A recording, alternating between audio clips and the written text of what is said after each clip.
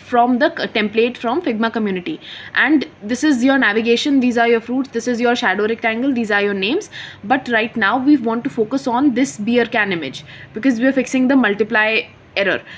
And right here we have our labels. So the very first thing we're going to do in order to fix this error is we're going to take this beer can image, copy and paste it, and now we have two different images. So now we can take both of these images and group them together.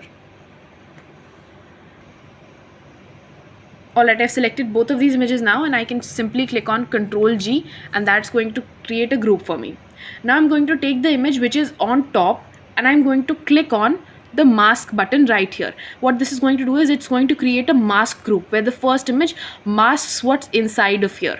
And then I'm going to go simply to my labels, drag my first label inside of the frame, and make sure it is placed inside of the frame, and place it between this mask group that we've just created. But now you just see it's simply just in the shape of the beer can. It does not look as shiny as your beer can should. So just I'm going to close this for a moment.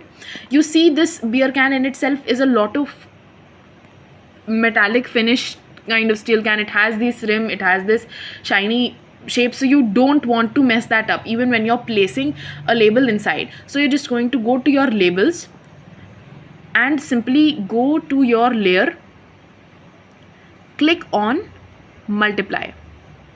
What multiply does inside of this labels filter is going to make sure the shine of the metal can is preserved, and then you basically have this beautiful looking UI where your labels are also used and your shine of the metal can is also preserved. You basically create a masking group, and then you place another beer can image outside of that masking group, but outside of the mask, but inside of the group.